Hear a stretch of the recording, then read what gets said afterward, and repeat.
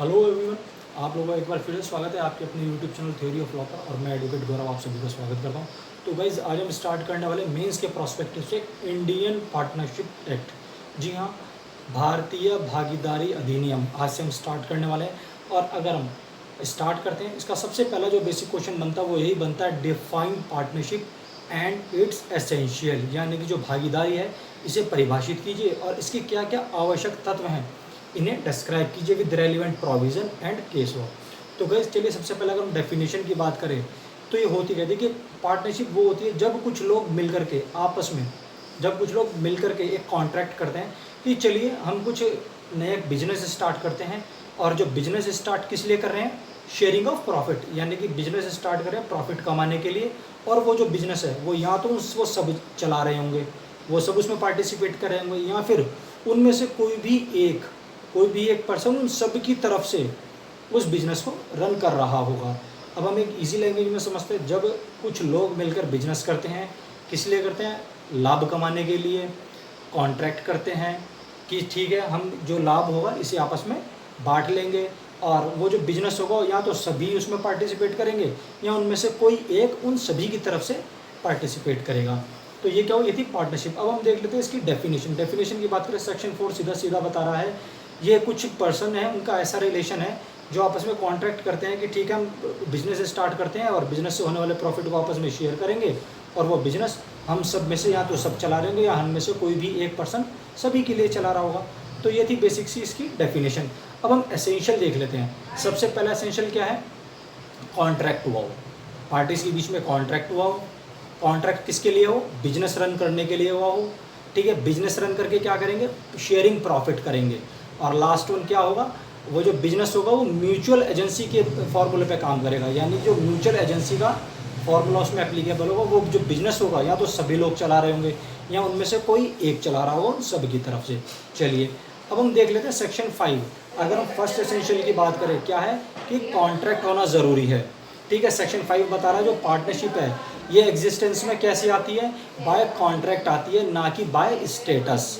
ठीक है, इस बाय कॉन्ट्रैक्ट ही ये एग्जिस्टेंस में आती है। अब यहाँ से प्रॉब्लम आ जाती है, वाइफ की जो ज्वेलरी होती है हस्बैंड के पास होती है, हस्बैंड क्या करता है बिना बताए उसे अपने बिजनेस में यूज़ कर लेता है। वाइफ की ज्वेलरी हस्बैंड बिना बताए अपने बिजनेस में यूज़ कर लेता है। तो अब क्या यहाँ पर जो वाइफ है वो पार्टनर हो गई? जी नहीं, वाइफ पार्टनर नहीं होगी, है ना। और जो हस्बैंड लायबल होगा वो किस ऑफेंस के लिए, वो आईपीसी में, याद रखिएगा, क्रिमिनल ब्रीच ऑफ ट्रस्ट में लायबल हो जाएगा। 406 आईपीसी में लायबल हो जाएगा। और केस कौन सा था, प्रतिभा रानी वर्सेस सूरज कुमार। याद रखिएगा, लैंडमार्क केस है, प्री में भी पूछा गया है जीएस में। प्रतिभा रानी वर्सेस सूरज कुमार केस है। इसमें जिससे आपसे आप बोला भी, अगर आप हस्बैंड है तो ठीक है आप वाइफ की ज्वेलरी को यूज़ नहीं कर सकते, यूज़ करेंगे तो 406 criminal breach of trust IPC में आप लायबल हो जाएंगे। ठीक है, अब आता है ये जो कॉन्ट्रैक्ट है ये एक्सप्रेस होना चाहिए, इम्प्लाइड होना चाहिए, कैसा होना चाहिए। तो याद रखिएगा, ये एक्सप्रेस हो सकता है, इम्प्लाइड हो सकता है और बाय कंडक्ट हो सकता है।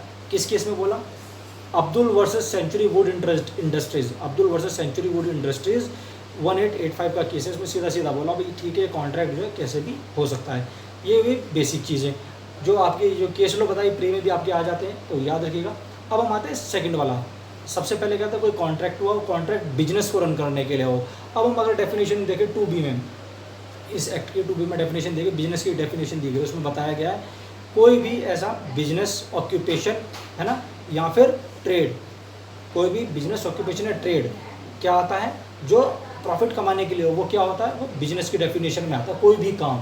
तो अब यहाँ से एक प्रॉब्लम आती है, n number of time UP Haryana UK हर जगह, आप दिल्ली तक में आपको प्रॉब्लम देखने को मिलती है कि एक पर्सन के पास घोड़ा है, दूसरे के पास गाड़ी है, वो दोनों क्या करते हैं आपस में, वो अपना घोड़ा जोड़ता है, ये गाड़ी जोड़ता है, ये पूरे दिन अपना चलाते हैं और शाम को क्या होता है जितना भी पैसा आया हुआ था उन सबको आपस में शेयरिंग कर लेते हैं। तो अब बताइए क्या यहाँ पार्टनरशिप इन्वॉल्व हो गई, बताइए। जी हाँ, पार्टनरशिप इन्वॉल्व हो गई। अगर हम 4 इसके एसेंशियल पढ़ें तो चारों के चारों में बिजनेस है, प्रॉफिट शेयर किया है ना, कॉन्ट्रैक्ट है, बाय कंडक्ट है कॉन्ट्रैक्ट, ठीक है, और शेयरिंग ऑफ प्रॉफिट है। तो क्या हुआ, ये बिजनेस हो गया। और कौन सा केस था, फार्मांड वर्सेस कूपलैंड। याद रखिएगा, लैंडमार्क केस है फार्मांड वर्सेस कूपलैंड, ये एक बिजनेस हो जाएगा। चलिए अब थर्ड, अगर हम थर्ड इसका जो एसेंशियल था उसकी बात करें, वो बता रहा है क्या होना चाहिए, शेयरिंग ऑफ प्रॉफिट होना चाहिए। भाई अगर आप बिजनेस चला रहे हैं तो उसमें शेयरिंग ऑफ प्रॉफिट होना चाहिए, तभी आप पार्टनरशिप होंगे, ठीक है, ये भी एक एसेंशियल है। लेकिन अब यहाँ से ना इससे कुछ एक्सेप्शन आ जाते हैं, जैसे कि मैंने भी बताया थर्ड एसेंशियल क्या है कि शेयरिंग ऑफ प्रॉफिट होना चाहिए तभी पार्टनर होगा। लेकिन कुछ कंडीशंस ऐसी है जहाँ पर शेयरिंग ऑफ प्रॉफिट तो होता है लेकिन तब भी आप पार्टनर नहीं होते। वो कौन कौन सी कंडीशन है?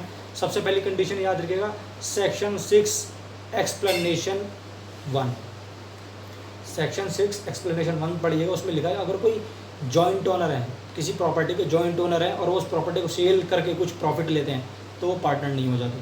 प्रॉफिट शेयरिंग कर रहे हैं लेकिन पार्टनर नहीं है।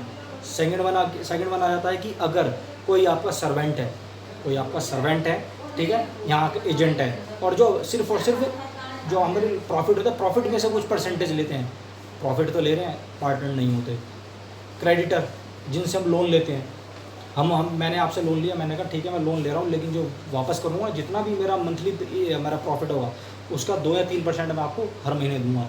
प्रॉफिट तो आप शेयर कर रहे हैं लेकिन आप पार्टनर नहीं होंगे। फिर आता है डेथ पार्टनर, अगर किसी पार्टनर की डेथ हो जाती है, अगर किसी पार्टनर की डेथ हो जाती है तो क्या होगा, वो उसके जो भी उसके लीगल एयर होंगे या वाइफ होगी वो प्रॉफिट तो ले रही है ना, जो उसका रेशो होगा फर्म में वो तो ले रहा है लेकिन वो पार्टनर नहीं होगा। और लास्ट में आता है सेलर ऑफ गुडविल, अगर किसी पार्टनरशिप फर्म ने या किसी पार्टनर ने अपनी गुडविल सेल कर दी है ना, अपनी गुडविल सेल कर दी है और जिसने परचेज़ किया है उससे उसके प्रॉफिट का शेयर ले रहा है तो वो पार्टनर नहीं हो जाता। For an example Robinson versus Clark case याद रखिएगा। रॉबिन्सन वर्सेस क्लार्क, इसमें क्या बोला, यही बोला एक डॉक्टर था, उसने अपना क्लिनिक जो है दूसरे डॉक्टर को सेल आउट किया।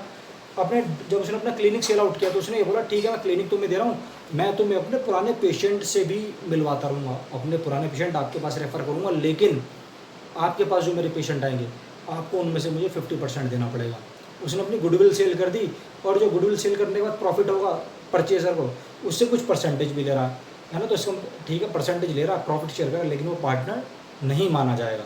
ठीक है गाइज, ये कहाँ दिया है, आप अगर एक्सप्लेनेशन पढ़ेंगे सेक्शन 6 की, एक एक्सप्लेनेशन 1 और एक्सप्लेनेशन 2 में 4 क्लॉज दिए हैं ABCD, तो उसमें ये साफ साफ लिखा है।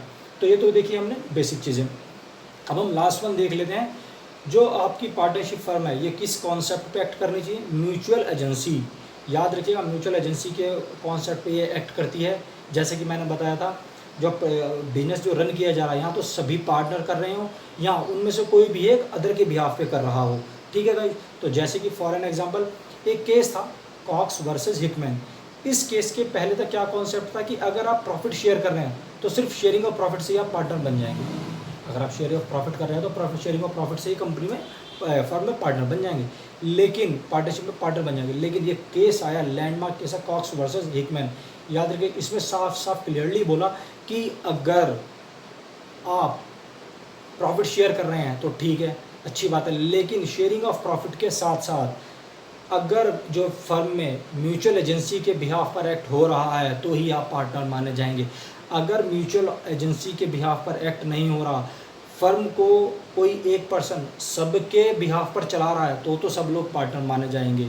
लेकिन सिर्फ शेयरिंग ऑफ प्रॉफिट करना सफिशिएंट नहीं है, शेयरिंग ऑफ प्रॉफिट के साथ साथ क्या होना चाहिए, म्यूचुअल एजेंसी के प्रिंसिपल पे फर्म को एक्ट करना चाहिए, तभी वो पार्टनरशिप फर्म बनेगी।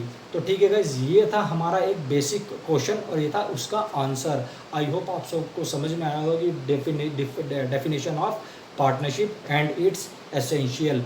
और यहाँ से याद रखिएगा जो लोग आपस में मिलकर के कॉन्ट्रैक्ट करते हैं वो इंडिविजुअल पार्टनर होते हैं, और जब वो एक पर्टिकुलर नाम से बिजनेस करना स्टार्ट कर देते हैं तब वो फर्म में पार्टनरशिप फर्म में कन्वर्ट हो जाते हैं। ठीक है भाई, स्टे रहें, घर पर रहें, सुरक्षित रहें और हमारे माननीय प्रधानमंत्री नरेंद्र मोदी जी के दिए गए गाइडलाइंस को पालन करते हैं। थैंक यू गाइस, इसी तरह से आगे भी लेकर के सीरीज़ चलते रहेंगे।